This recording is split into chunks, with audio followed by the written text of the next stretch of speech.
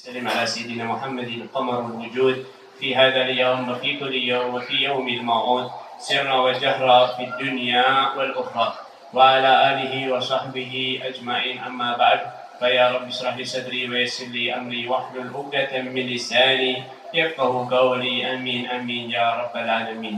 Alhamdulillah, ma'asyiral hadirin wal hadirat yang dimuliakan oleh Allah Subhanahu wa taala. Bersama-sama Allah taala berikan kepada kita semua dengan seksama sehat walafiat, panjang umur dalam keadaan taat kepada Allah Subhanahu wa taala. Dan semoga Allah taala melanggengkan nikmat ini, Allah taala menambah nikmat ini, dan semoga Allah taala menjadikan kita semua, keluarga kita semua termasuk min ahlil jannah. Amin ya rabbal alamin. Sebelum kita mulai, seperti biasanya sedikit kita menyampaikan semacam vitamin untuk kita agar semangat dalam menuntut ilmu dan kemuliaan daripada orang yang menuntut ilmu. Disebutkan bahwasanya seseorang setiap harinya membutuhkan untuk mengkonsumsi makanan agar dirinya tetap berlangsung hidup, untuk mengkonsumsi air agar dirinya terus tetap hidup. Maka di sini harus kita ketahui bahwa hati kita juga memiliki kehidupan. Hati kita juga memiliki sesuatu yang mana akan menjadikan diri kita ini baik atau buruk. Maka karena itu, sebagaimana kita mengharuskan makan setiap hari, maka pikirkan pula hati kita apakah juga harus makan atau tidak. Apabila kita masih berpikir bahwa hati kita tidak membutuhkan makanan, dan makanannya hati tentunya adalah ilmu agama, maka berarti kita termasuk golongan orang yang jahil, yang berarti adalah bodoh. Boleh bertitel profesor dan lain sebagainya, ahli ini, ahli itu, boleh. Akan tetapi kebodohan dalam agama adalah keburukan daripada pangkal segala keburukan. Maka karena itu, kalau seseorang belum ngerti kalau bahwasanya hatinya itu perlu diberi makan agar terus hidup, arti dalam hidup di sini artinya terus terang benerang. Orang kalau hatinya terang, maka seperti ruangan ini kita lihat. Ya, mungkin ada orang masuk ruangan ini yang terang seperti ini masih kejeduk jendela, tidak mungkin. Ya, kecuali kalau berdiri dari duduk, mungkin. Kejeduk pintu, tidak mungkin terang kok. Tapi kalau gelap, mungkin kesandung, mungkin jatuh, mungkin banyak kejadian-kejadian yang insya Allah 99% terkena pada dirinya. Karena apa? Karena bodoh. Nah, segala sesuatu itu tadi, kejeduk, sandung, jatuh, itu adalah kalau diibaratkan seperti perbuatan maksiat. Kalau hati kita ini gelap, maka pastilah kita akan melakukan perbuatan maksiat. Karena hati kita gelap kok. Kalau hati kita gelap kan nggak kelihatan apa-apa. Otomatis kita akan mendapatkan perbuatan. Contoh kecil yang sering kita lakukan tapi kita nggak sadar. Membuka aurat. Orang yang tidak tahu kalau membuka aurat itu hukumnya haram, berdosa, dan bahkan bisa menyebabkan masuk neraka, maka otomatis orang membuka aurat itu biasa saja. Betul apa? Biasa saja. Yang penting aku katoan sopan. No. Itu jawaban orang kalau memang tidak berilmu. Itu kita sudah tahu kadar orang ini, berarti orang ini memang orang bukan yang punya ilmu, bukan orang ini, orang bodoh ini. Maka karena itu, disinilah kita fungsinya ngaji. Tapi kalau orang yang ngerti, kita tidak mungkin pernah melihat auratnya orang tersebut. Kenapa sebabnya? Karena dia selalu menutupnya. Jadi ini contoh kecil aja. Yang mana sudah merajalela. Oh, berarti kalau gitu banyak dong orang yang jahil, yang bodoh. Nah memang banyak, bukan tidak. Maka perlunya kan, nah, kalau orang itu tadi ngaji, belajar ilmu agama, ya, maka otomatis dia tidak akan melakukan perbuatan maksiat. Ngerti, oh membuka aurat hukumnya berdosa. Melihat aurat hukumnya dosa. Maka saya tidak mau membuka aurat. Saya berusaha sebisa mungkin untuk selalu menutup aurat. Nah, iya sih. Tapi kalau orang nggak tahu, sudah nggak punya pikiran seperti itu, biasa saja. Ini yang pertama, ya, untuk motivasi kita agar kita lebih giat untuk menuntut ilmu agama. Yang kedua, motivasi bagi kita, vitamin kita agar selalu kita giat untuk menuntut ilmu. Ya. Samakan tujuan kita dalam berpikir dengan orang-orang soleh terdahulu, dengan para aulia Allah terdahulu. Mereka itu lebih mementingkan akhirat ketimbang dunia. Mereka lebih berusaha untuk menerangi kuburannya ketimbang rumahnya. Mereka akan selalu memperhitungkan segala apapun yang berhubungan dengan akhiratnya. Kalau untuk dunianya kurang lebih. Nah, kalau kita kan sebaliknya. Untuk akhirat itu kurang lebih lah. Apa rasa mbok paksa-paksake ya ora apa-apa. Nek iso ya ora apa-apa. Iso ya alhamdulillah. Nah, ini. Kalau orang aulia Allah terdahulu, mereka itu mikirnya, bukan seperti itu. Contoh kecil, ya, ini contoh sebuah cerita. Ada seorang wali min auliyaillah, ya, orang soleh ahli ibadah. Ya. Jangan kalau kita ini diceritani wali terus, lah kayak kan wali, ya pantas. Bukan, beliau ya dulu sama kita, ya sama-sama nggak ngerti dari kecil belajar terus sampai jadi orang soleh. Berangkat ke masjid, jarak masjidnya dari sini ke Masjid Agung Jawa Tengah. Jauh apa dekat? Jauh apa dekat? Dari sini ke Masjid Agung Jawa. Sudah mau masuk masjid ini. Tahu-tahu beliau lari balik lagi naik kudanya. Balik ke rumahnya. Balik lagi ke masjid. Ditanya sama orang-orang yang, loh tadi kamu sudah ke sini, kok ternyata kamu balik lagi? Apa jawaban beliau? Siwak saya ketinggalan. Jawaban beliau, siwak saya. Kalau kita, misalnya rak popo sekali-kali langsung siwak ya popo. Kalau biasa pakai siwak, kalau biasa pakai siwak. Nah, ini perbedaan. Mereka kenapa kok sampai seperti itu? Karena mereka tidak mau yang namanya akhiratnya itu tapi berkurang sedikit pun. Kalau untuk akhirat berkurang sedikit pun tidak mau. Jadi selalu berusaha untuk mendapatkan akhirat yang sangat banyak. Nah, ini salah satu contoh saja kecil. Ya. Kalau kita harus bisa dan berusaha sebisa mungkin sekuat mungkin agar kita mendapatkan daripada kemuliaan tersebut. Maka karena itu di bulan Dzulhijjah ini, sini insyaallah kita akan berjalan seperti biasanya.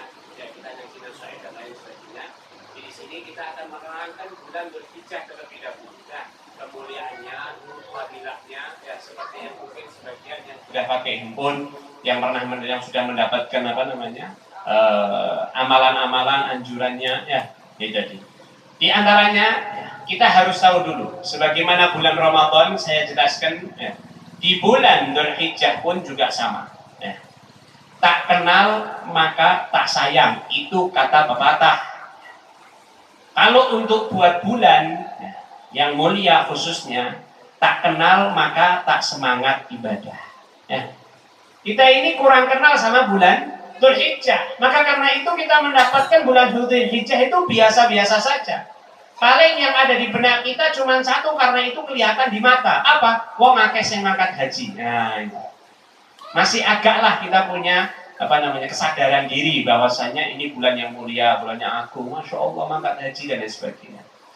Kenapa sih kok kita bisa seperti itu? Sama, karena itu tadi kita tidak tahu bulan Dzulhijjah, maka karena itu kita kurang semangat dalam bulan Dzulhijjah. Coba kalau kita itu diberitahu, nek bulan Dzulhijjah gajianmu munggah, kira-kira semangat gak kerjanya? 5 kali lipat. atau 2 kali lipat. Atau enggak, pekerjaan itu lebih mudah kalau bulan Dzulhijjah. Kira-kira yang malas bakal bekerja? Akan semangat. Kenapa? Karena dia tahu di situ ada hasilnya. Ya. Nah sekarang kita ini belum paham, belum ngerti tentang Dzulhijjah. Karena itu kita masih menganggap biasa-biasa wae. Nah di sini kita kenalan biar semangat, ya, biar kita berbeda daripada yang lainnya, ya. Gitu. Ini tandanya orang kalau belajar ini begini, ya. Ini diantara apa namanya buah daripada orang yang belajar itu, dia akan mengatakan ki Dzulhijjah ki. Dan apa nek Dzulhijjah? Lho ki bulan mulya ki. Nah terus meh apa? Nah, ini orang kalau kita dialog sama orang yang nggak tahu dia akan berkata seperti itu. Nah terus kau ngapain aku ini? Ini bulan istimewa. Dia terus ngapain? Wong saya juga skripsi nggak kelar kalau memang ini bulan Dzulhijjah kok. Saya ini juga nggak naik gaji. Saya ini nggak dapat, toko saya nggak lebih laris. Kalau kenapa terus? Gitu loh. Karena ini orang nggak punya pikiran akhirat. Jadi begitu. Tapi kalau kita sudah kenal, pasti kita akan berpikir tentang akhirat, maka kita akan mengagungkan bulan Dzulhijjah. Lihat di antara kemuliaannya, bulan Dzulhijjah adalah termasuk salah satu bulan yang dimuliakan oleh Allah Subhanahu wa taala dari 4 bulan yang sering kita pahami dan sering kita sampaikan dan kita jelaskan. Ada 4 bulan yang dimuliakan oleh Allah Subhanahu wa taala, di situ bulan Dzulhijjah, Dzulhijjah, Muharram, dan yang sendirian bulan Rajab. Maka di sini saja kita tahu kemuliaan yang pertama. Kalau dia dimuliakan sama Allah Subhanahu wa taala, berarti bulan ini memiliki spesial, melainkan daripada bulan yang lain. Apa itu di antara keistimewaannya? Yang pertama, Allah Subhanahu wa taala melipat gandakan pahala orang yang berbuat amal soleh di bulan-bulan yang mulia tersebut. Tapi hati-hati. Yang keduanya. Apa yang keduanya? Allah Subhanahu wa taala melipat gandakan dosa orang yang berbuat maksiat di bulan-bulan yang mulia. Ya. Dia harus dijaga, ya. Jangan beramal soleh toh, tapi maksiat juga jalan, enggak? Harus kita menjaga diri kita. Ya, hati. Jangan sampai kita termasuk daripada orang yang merugi. Lalu kalau ini di bulan dikatakan bulan yang mulia oleh Allah Subhanahu wa taala, maka apa sih yang didapat bulan yang mulia ini? Waktunya kita untuk menaikkan rating kita di sisi Allah Subhanahu wa taala. Cepat sekali. Ini bulan mulia ini. Kita rajin ibadah di bulan mulia ini, maka rating kita ini lebih cepat naiknya di sisi Allah Subhanahu wa taala. Ini keistimewaan bulan Dzulhijjah. Yang kedua, di antara keistimewaan bulan Dzulhijjah adalah bulan Dzulhijjah ini adalah bulan yang mana di dalamnya terdapat amalan ibadah yang tidak bisa dilakukan kecuali hanya di bulan Dzulhijjah, dan bahkan itu termasuk rukun Islam yang kelima, yaitu ibadah haji. Karena itu orang-orang kita, orang Jawa, kalau nyebut Dzulhijjah itu bahasanya besar, ya. Idul Fitri spesial, luar biasa, ya. Tapi Idul Adha lebih spesial. Biar kita paham, orang sekarang ini tadi itu menganggap apa istilahnya? Idul Fitri itu lebih daripada Idul Adha. Di antara contohnya kecil saja, salah satu buktinya apa? Kalau Idul Fitri berbondong-bondong berusaha pakai pakaian baru. Kalau Idul Fitri berbondong-bondong berusaha pakai pakaian. Kalau Idul Adha, Idul Adha. Apa Idul Adha itu tidak termasuk hari raya? Bahkan di antara sunnah daripada yang dianjurkan di Idul Fitri, maka dianjurkan di Idul Adha pasti. Nah, inilah di antaranya. Maka di sini kita ingatkan kepada diri kita, ya, bahwa Dzulhijjah, kalau Dzulhijjah itu tadi termasuk daripada bulan yang mulia karena di situ dimuliakan sama Allah dan ada ibadah yang sangat besar yang tidak sah kecuali hanya ada di bulan Dzulhijjah tersebut, di tanggal 9 dan intinya juga tanggal 10. Nah, di sini biar kita tahu. Kenapa sih kok sampai Dzulhijjah itu diberi nama besar? Ya, kok dikasih nama besar? Biar kita ini membesarkan daripada Idul Adha. Kita ini membesarkan Idul Fitri itu karena lagi-lagi permasalahannya kita ini tadi kenalnya cuman dunia. Kita ini belum bisa berusaha menjadi orang akhirat. Loh kok bisa begitu? Lihat, kalau orang yang mananya Idul Fitri itu tadi, mereka selalu berusaha untuk baru, bagus, dan lain sebagainya. Kenapa? Ada liburan, ada THR. Ya. Ini ada semua. Loh ini hari kemenangan, ya menang. Kamu puasa, berhasil, menang. Lah ini hari besar, rukun Islam ada di dalamnya. Besar Dzulhijjah ini, mulia Dzulhijjah ini. Maka karena itu hendaknya kita memperhatikan Dzulhijjah. Memperhatikan besar itu artinya apa? Kalau sampai disebut besar orang Jawa. Dulu orang-orang soleh terdahulu karena biar kita ini terus di benak kita membesarkan Dzulhijjah. Makanya itu diantara bukti bahwasanya kita itu kurang perhatian bulan Dzulhijjah, khususnya di hari raya Idul Adha-nya. Itu satu kok. Ya. Enggak pakai pakaian baru. Ya. Loh kan memang enggak sunnah. Loh, ini dalil ngomong enggak sunnah. Itu berarti tandanya dia itu tadi sudah kemakan kebiasaan. Mengambil hukum kebiasaan orang seperti itu. Lah kok bisa ada muncul kebiasaan yang tidak dibiasakan? Karena sebab orang-orang jahil. Lalu dianggap rapopo rak biasa wae ora kudu ngono-ngono nek Idul Adha iki Idul Fitri kudu anyar iki. Bahkan malah maaf, adat kita itu keliling anak kita, anak-anak kecil-kecil keliling ke rumah dan lain sebagainya. Itu juga hendaknya Idul Adha diadakan. Biar benar-benar itu syiar, benar-benar syiar sama seperti Idul Fitri. Nah, kita itu ada syiar ya, di penyembelihan kambing kurban. Nah, bahkan itu diantara daripada kemuliaan orang yang berkorban di bulan Dzulhijjah, di hari raya Idul Adha, diantaranya adalah tidak ada amalan yang paling afdol melebihi daripada di bulan Dzulhijjah atau di tanggal 10 di hari raya Dzulhijjah melebihi daripada segala amalan, melebihi daripada amalan berkorban. Tidak ada amalan yang lebih afdol melebihi amalan berkorban, kata Nabi SAW. Jadi segala macam amalan ya, sampai dikatakan walaupun jihad ya Rasul, walaupun jihad, walaupun ini, walaupun taklim, walaupun taklim, kalau engkau mampu bisa lebih afdal untuk engkau bisa berkorban. Ini diantara nanti anjuran-anjurannya. Di antara kemuliaan lagi bulan Dzulhijjah adalah di dalam bulan Dzulhijjah itu amalan yang mana menjadi satu. Di situ ada amalan silaturahim, ada amalan sedekah, ada amalan kurban, ada amalan sholat, ada amalan juga haji.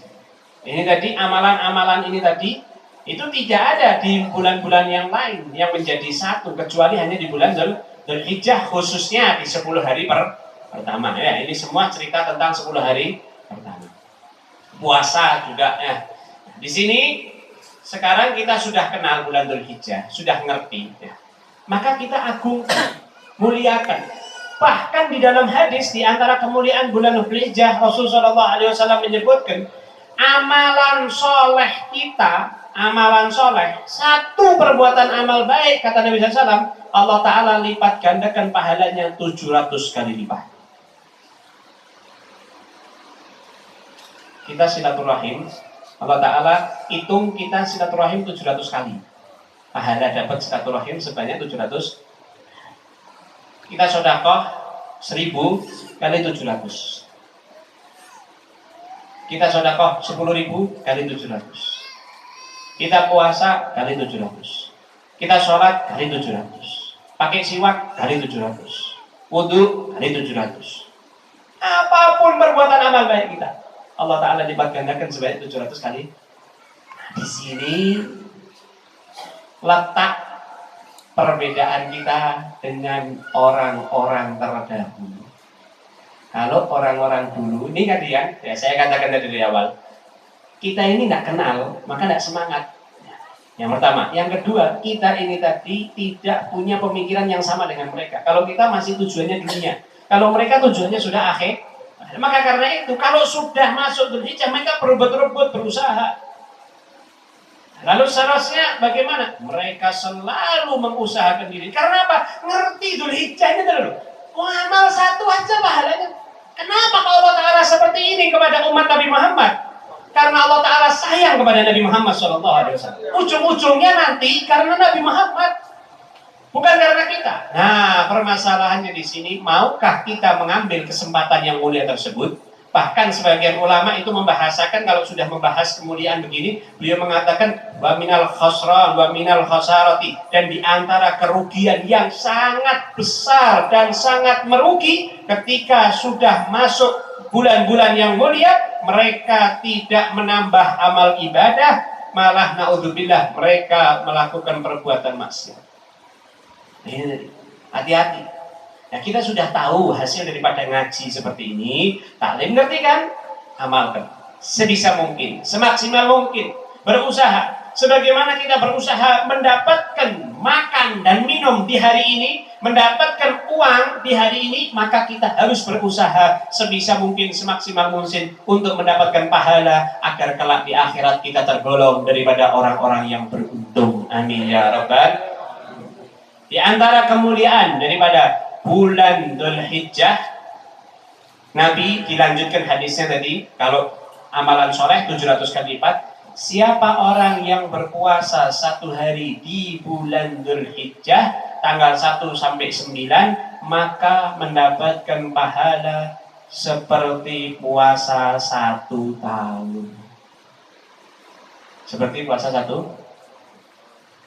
Kita itu kalau dihitung-hitung puasa kita cuma Ramadan, misal ya, dihitung-hitung puasa kita cuma, maka coba hitung, perlu berapa Ramadan biar sampai 1 tahun? Perlu berapa Ramadan? 12 kan sebulan. Perlu 12 kali ketemu Ramadan. Pertanyaannya, umur kita ini tadi hitung aja, umur kita berapa? Lalu setelah itu kalau kita puasa ini tadi 6 hari misal, tersisa ini kan 8, ini sudah tinggal 8 hari lagi ya, kita puasa 6 hari aja bis. Maka pertanyaannya, berarti kita sudah puasa berapa tahun? Kalau Ramadan mau setahun itu harus ketemu 12 kali Ramadan, ini sekali aja dapat pahala yang banyak. Nah inilah keistimewaannya orang, orang kalau dan menghadiri majelis taklim itu Allah Ta'ala berikan kenikmatan yang besar. Tapi karena itu tadi saya ingatkan lagi, karena tidak sadar. Kenapa sebabnya tidak sadar? Karena beda mindset, beda pemikiran, beda tujuan. Sehingga kalau ada orang, misal contoh aja kecil, ada orang naik motor kayak jalan ya depan ngaji ini depan jalan, dianggap biasa aja, tidak ada masalah, tidak ada apa-apanya, manfaatnya untuk diriku ini. Hadir begini tidak ada manfaatnya, jalan begitu, jalan aja dia. Kenapa kalau begitu dia berpikiran? Karena dia tidak ngerti. Ya. Tidak ngerti akan apa? Akan tujuan hidup ini bukan untuk hidup terus, tapi hidup untuk kita ini ngejar mati itu lagi nunggu, bukan kita dikejar mati. Ya. Bukan kita dikejar, tapi kita ngejar mati lagi nunggu kita. Nah kalau orang-orang soleh terdahulu itu di benaknya mati. Jadi sehingga mereka beramal soleh yang mana sekiranya itu tadi kalau mati sudah punya bekal. Gitu aja. Siap sudah. Nah, ini nanti. Lalu selanjutnya di antara kemuliaan daripada bulan Dzulhijjah, di antara sekarang amalan-amalan yang dianjurkan, ya. Sangat banyak sekali amalan-amalan yang dianjurkan, ya. Yang mana sebagian sudah kita pahami, kita ketahui, ya. Di sini amalan daripada yang hendaknya kita perhatikan sebagaimana dikutip daripada ceramah dari Habib Salim bin Abdullah Syatiri, ya, dan beberapa ceramah yang lainnya di tempat-tempat yang lain. Di antaranya yang pertama, ya, berpuasa tadi 9 hari berturut-turut, 1 harinya seperti puasa jelas ya, setahun ingat itu aja ya.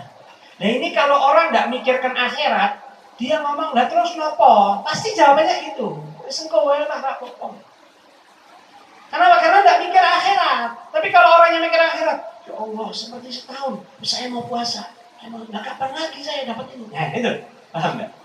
Contoh aja orang kalau apa namanya dalam bisnis ya, dalam kerja.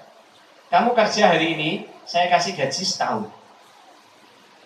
Kerja ini, besok kamu kerja, saya kasih gaji setahun. Kalau orang yang pikiran akhirat, yang pikirannya akhir, tidak digubres itu 2 tahun. Usah.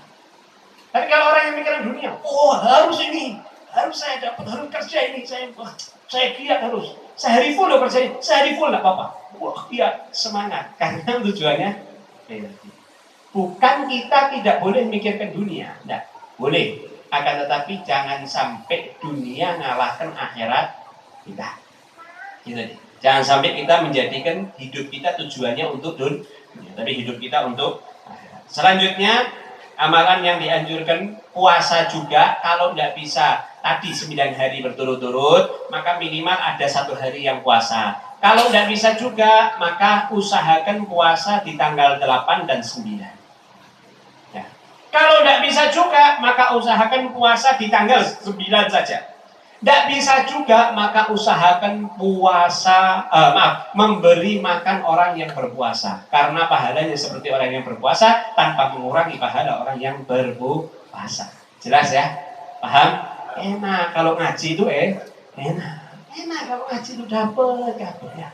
Saking orang belum kenal ya. Belum ngerti. Selanjutnya, menghidupkan malam-malamnya dengan ibadah dan tahajud. Nah, walau setengah jam sebelum fajar ya. Di sini Habib Salim menyingkat, padahal di situ Habib Salim biasanya menerangkan ya. Menghidupkan malam-malam itu, kalau ada dianjurkan menghidupkan malam-malam yang mulia, itu kalau yang spesial dari maghrib sampai subuh. Yang nomor 2 dari setengah malam sampai subuh. Yang nomor 3 dari 2 jam sebelum subuh sampai subuh atau sepertiga terakhir. Nah, kalau yang spesial yang di bawahnya lagi, yang nomor 4 adalah 1 jam sebelum subuh. Yang di bawahnya lagi adalah setengah jam sebelum subuh. Yang paling bawah bangun sebelum azan subuh. Ya Allah, saya mohon ampun ya Allah, saya pengen rezekinya lancar ya Allah, saya pengen istiqomah ibadah ya Allah, saya pengen kenal Nabi Muhammad ya Allah. Adzan, Allahu Akbar. Wis. Ini termasuk menghidupkan malam. Gue sebentar tok, walaupun sebentar. Ini paling minimal. Ya. Selanjutnya, memperbanyak membaca kalimat tasbih, tahmid, tahlil dan takbir. Ya. Terlebih ketika melihat hewan kurban. Nah, ini saya bukan katakan semuanya ya, tapi tanyakan kepada diri kita sendiri. Selama kita belum ngaji, belum hadir di majelis taklim, maka di situ pernahkah kita mengetahui suruh ngapain sih kita kalau melihat hewan kurban? Dianjurkan ini setiap hari kita memperbanyak tahmid, tasbih, tahlil, takbir. Subhanallah walhamdulillah wa la ilaha illallah wallahu akbar. Ini kan hewan kurban sudah berkeliaran sekarang di mana-mana. Nah itu kalau lihat hewan kurban itu suruh ngapain? Yang pertama, suruh niat dan berdoa, ya Allah mudah-mudahan tahun ini saya bisa kurban. Yang kedua suruh ngapain? Baca takbir, tahmid, tahlil. Subhanallah walhamdulillah wa la ilaha illallah wallahu akbar. Ini anjurannya. Paham ya? Jelas saya tadi kan dulu. Bayangkan kalau kita ngaji tuh kita ini melihat kambing loh, ada zikirnya. Loh itu ngaji, kalau enggak belajar ya. Delok kambing ini paling komentari kok cilik, gede, kok gering, warnanya ireng, warnanya gitu aja. Itu kambing, aku ini kambing ini mas kambing, segala macam mas pokoknya. Selanjutnya yang keempat, menghidupkan malam hari tarwiyah. Malam 8, malam 9. Lebarannya kan hari Rabu tertulis di tanggalan ya. Berarti malam Senin dan malam Selasa. Dan malam Idul Adha. Kata Nabi SAW, 5 malam yang Allah Ta'ala tidak tolak. Ada 5 malam doa seorang hamba tidak akan ditolak sama Allah Ta'ala. Malam 1 Muharram, malam 10 Muharram, malam nisfu Sya'ban, malam 27 Rajab, malam Idul Fitri, malam Idul Adha. Ini 5 malam. Malam Jumat, bukan malam 27 Rajab, malam Jumat ya. Malam 1 Muharram, malam nisfu Sya'ban, malam Jumat, Idul Fitri, malam Idul Adha. Jadi malam 8, malam 9, malam 10. Kalau bisa setiap malam, tadi kan anjurannya setiap malam. Kalau tidak bisa, ya minimal malam 8, malam 9, malam 10. Tidak bisa, ya minimal malam 9. Tidak bisa, ya minimal malam 10. Tidak bisa, ya Anda termasuk orang yang merugi. Na'udzubillah min. Loh kok merugi? Ya merugi lah.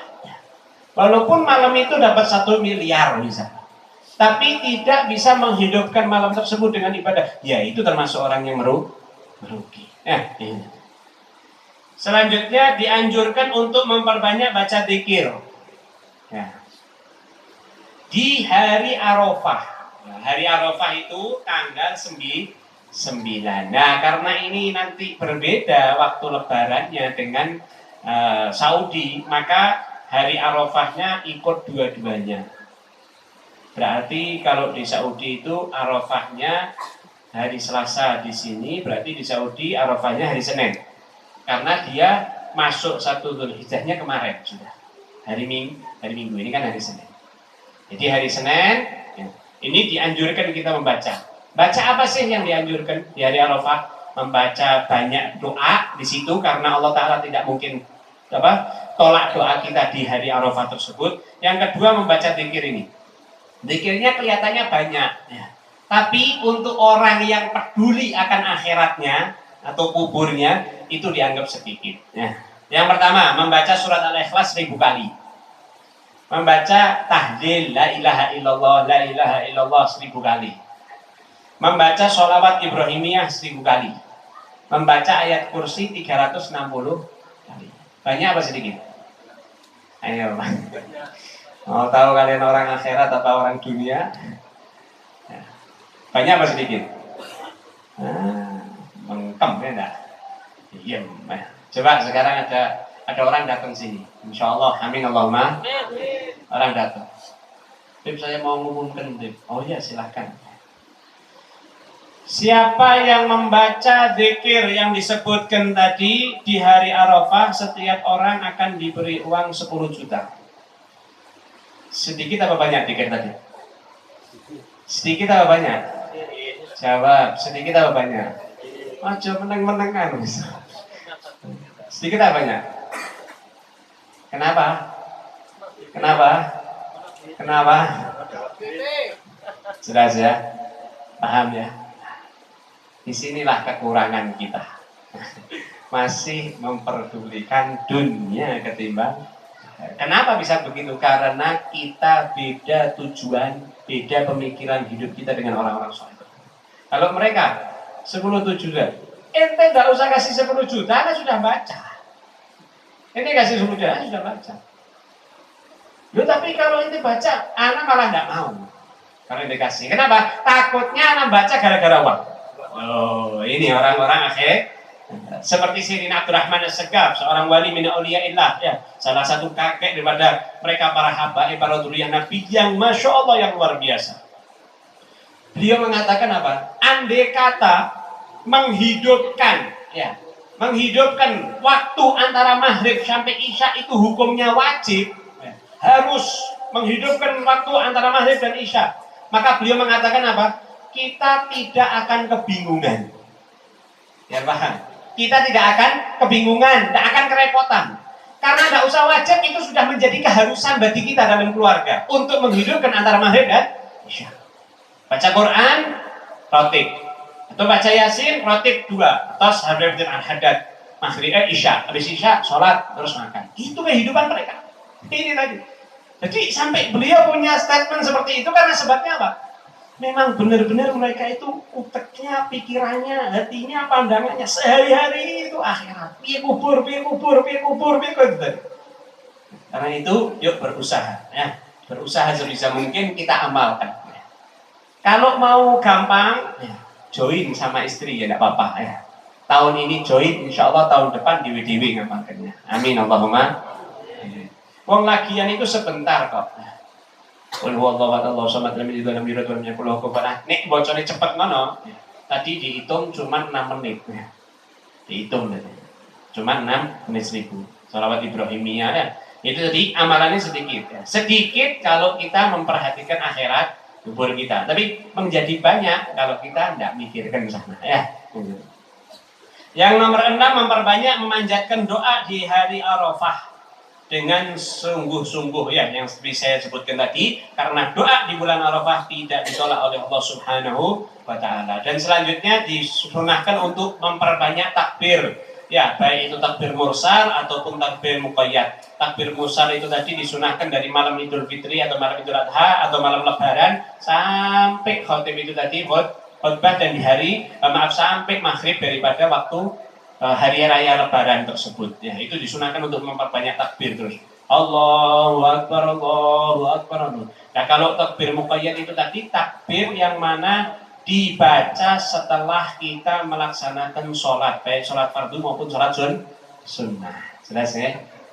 Selanjutnya dianjurkan ini sebagaimana dilakukan oleh penduduk Kota Tarim, kumpul di satu lapangan misalnya. Itu ba'dal asar waktu Arafah kumpul mereka orang baca dzikir, baca doa Arafah terus sampai waktu maghrib sholat maghrib berjamaah ya, asar berjamaah, maghrib berjamaah, doa terus seakan-akan ini di Arafah, biar Allah Ta'ala berikan sebagaimana Allah Ta'ala memberikan kepada orang-orang yang ada di Arafah, Allah Ta'ala berikan kepada orang-orang tersebut juga. Jadi dan di Kota Tarim itu seperti itu ya, karena jiwanya mereka itu tadi saya katakan lagi, jiwa mereka itu mikirkan akhirat, sehingga mereka itu yang dibuat berlomba-lomba itu akhirat.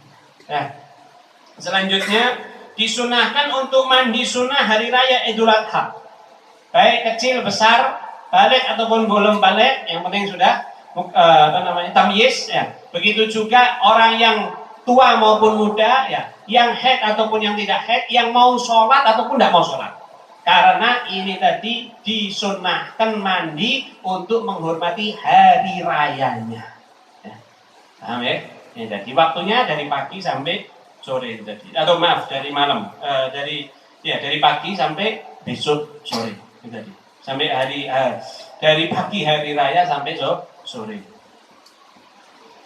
Memakai wangi-wangian ya, serta memakai pakaian yang paling bagus di antara pakaiannya di hari raya atau yang paling baru. Nah, ini banyak kita tidak memperhatikannya. Soalnya Idul Fitri tok tuku kelambi itulah, walaupun kita itu gunakan untuk sholat tok, tidak apa-apa, yang penting baru. Maaf, kaos dalam, celana dalam, kopiah, baju, sarung, celana, yang pakai celana, hem yang pakai hem, pokoknya baru sunnah. Kenapa sih kok seperti itu? Karena saya ingin sunnah, titik, tidak ingin yang lain. Mau dipuji tidak dipuji urusannya, yang penting saya mengamalkan sunnah. Selanjutnya melaksanakan Idul Adha dan berpagi-pagi menuju masjid untuk melaksanakan sholat Idul Adha. Ya. Segera untuk berangkat melaksanakan sholat hari raya Idul Adha. Ya. Disunahkan tidak makan ya, bersegera. Kalau misal contoh ya saja ya, ini musola kan di sini ada musola dekat ya, atau yang Indomaret terus semua orang tahu yang Indomaret itu masjid. Kalau rumahnya saya di sini, maka disunahkan untuk berangkat mencari jalan yang lebih jauh. Ya. Tapi dengan syarat, jangan kalau tambah jauh nanti malah telat ya, jangan. Ya. Misal saya berarti harus bukan langsung ke kanan, saya ke kiri dulu, ya itu ada gang lewat, terus keluar sana, terus baru sana. Ya, tidak langsungan. Pulangnya cari jalan yang cepat. Karena apa? Karena setiap langkah kita dihitung ibadah oleh Allah Subhanahu wa Ta'ala. Selanjutnya disunahkan untuk tidak makan sesuatu setelah sholat subuh di hari raya tersebut. Ini untuk hari raya Idul Adha. Ini sunnahnya. Ya. Sing biasanya ngopi, ngerokok, ya, atau mungkin biasa kalau pagi-pagi itu minum air, ya, katanya kan bagus dan lain sebagainya. Silahkan, bagus, mulia. Tapi untuk hari itu disudahkan. Nih bahasa gampangannya apa? Dikon poso teko subuh sampai sholat. Ya. Sampai kita sholat. Setelah sholat, monggo silahkan mau minum apa terserah. Ya. Dan bagi yang berkorban ya disunnahkan untuk memakan bagian hati dari kambing udhiyah itu tadi ya. Kalau dia korban ya. Kalau tidak korban ya jangan sok-sokan. Wah ini gua aku ngamuk ngomong ya. Ini tadi. Diam aja kita ya. Mengucapkan tahniah ya. Mengucapkan minal aidin wal faizin ya. Itu jadi selamat hari raya Idul Adha. Itu juga sunnah mengucapkan hal seperti itu ya. Ngomongnya itu niatnya untuk sunnah ya. Yang 15 mengucapkan yang selanjutnya itu tadi daripada anjuran-anjurannya. Yang selanjutnya disunahkan untuk berpuasa nanti di hari terakhir bulan Dzulhijjah dan hari pertama bulan Muharram. Siapa yang berpuasa maka Allah Subhanahu wa taala akan menghapus dosa-dosanya yang sudah lewat dan yang akan datang setahun. Setahun yang sudah lewat dan setahun yang akan datang. Nah, di sini ya sudah saya bagikan juga tadi. Beliau Habib Salim menerangkan bahwasanya makna kalau sudah orang dikatakan pahalanya setahun yang akan datang, setahun yang sudah lewat, berarti orang itu akan panjang umur. Paham enggak? Jadi selama dia puasa, ya, insya Allah Allah Ta'ala bakal panjangkan umurnya. Loh, berarti orang kalau puasa terus tidak mati-mati. Nah, di situ Habib Salim cerdas. Beliau langsung mengatakan bahwasanya nek wis wayahe kue mati, kue bakal dilaleki Gusti Allah ora poso. Nah, akhirnya kok mati. Paham ya? Loh kalau tidak puasa berarti nanti bisa mati. Loh kalau masih panjang umur, ini apa namanya ya? Resep kalau mau panjang umur ini resep panjang umur ya itu. Dan selanjutnya di antara yang dianjurkan adalah tadi itu ya segala sunnah-sunnah yang ada di Idul Fitri juga disunahkan di Idul Adha kecuali hanya tadi yaitu tidak makan ketika setelah sholat subuh sampai Idul Adha. Dan selanjutnya yang kedua untuk memajukan waktu sholat. Ya. Idul Fitri dimundurkan waktu sholatnya, Idul Adha dimajukan sedikit. Dan dari antara yang dianjurkan adalah untuk menyembelih hewan kurban. Wallahu a'lam bishawab. Ini tadi yang berhubungan dengan daripada kurban dan juga amalan untuk di bulan Dzulhijjah. Ya. Selanjutnya sedikit untuk tabarukan agar istiqomah. Bismillahirrahmanirrahim. Qala radhiyallahu anhu wa nafa'ana bihi wa bi ulumi fid darin amin radhiyallahu anhu. Qala al-Habib Abdullah bin Ali al-Haddad fi kitab an-Nasaih diniyah. Wa alam anna al-qalil inda Allah katsir wa kullu ma'rufin sadaqah wa la tastahqir syai'an taf'aluhu min al-khair istihgaran yamna'uka min fi'lihi. Qala alaihi salatu wassalam la tahtagiranna min al-ma'rufi syai'an walau an talqa akhaka biwajhin taliqin. Di sini Habib Abdullah Haddad sekarang akan melanjutkan lagi pembahasan masih tentang sedekah dan ini masuk di bab tentang bersedekah. Beliau mengatakan dan ketahuilah ya, sesungguhnya sedikit di sisi Allah Subhanahu sedikit kita itu tadi di sisi Allah itu banyak. Kita mengatakan Allah aku siti ra iso akeh maaf ya. Kayak ini mau sampeyan itu. Tapi di sisi Allah itu banyak. Jadi jangan kita menyepelekan perbuatan baik sekecil apapun. Wa kullu ma'rufin shadaqah. Dan setiap perbuatan baik itu adalah sedekah. Sedekah itu bukan harus memberikan wah. Kasih tahu ning kono lho ngaji.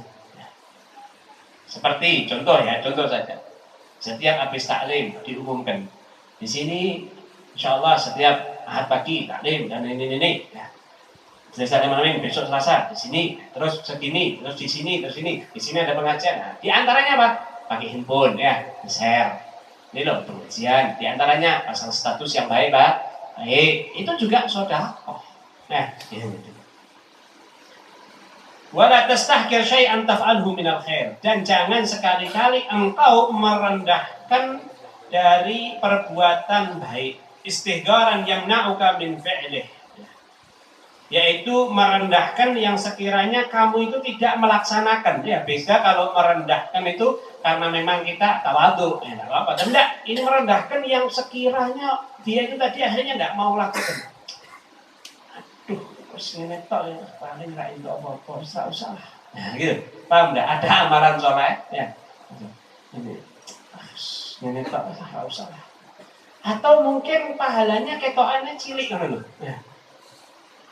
Kowe ngene-ngene kok itu ini, ono tok ya usah. Ini juga sama termasuk daripada merendahkan, sehingga kita itu tidak melaksanakan perbuatan tersebut. Ya. Sebagaimana dalam sabda Nabi Shallallahu Alaihi Wasallam, jangan engkau merendahkan perbuatan daripada yang baik sama sekali. Ya. Jangan merendahkan perbuatan baik sama sekali. Walaupun sekecil apapun tadi nulis status. Ya. Nulis status tulisannya apa? Ojo lali sholat. Yes. Tiap hari ojo lali sholat. Duhur nulis lagi, asar nulis lagi, maghrib nulis terus tiap hari gitu. Kowe kok ngono-ngono terus toh? Loh. Jangan kau sepelekan. Ini orang melihat bakal ini. Walau antal kau akhaka biwajhin tariq. Beliau Nabi SAW sampai memberi contoh yang sangat sepele, ringan sekali. Walaupun ya jangan menyepelekan amalan baik sedikit apapun, walaupun cuman kamu itu tadi menghadap melihat wajah menampakkan wajahmu di hadapan saudaramu itu dengan apa ya istilahnya? Tidak sumpah istilahnya.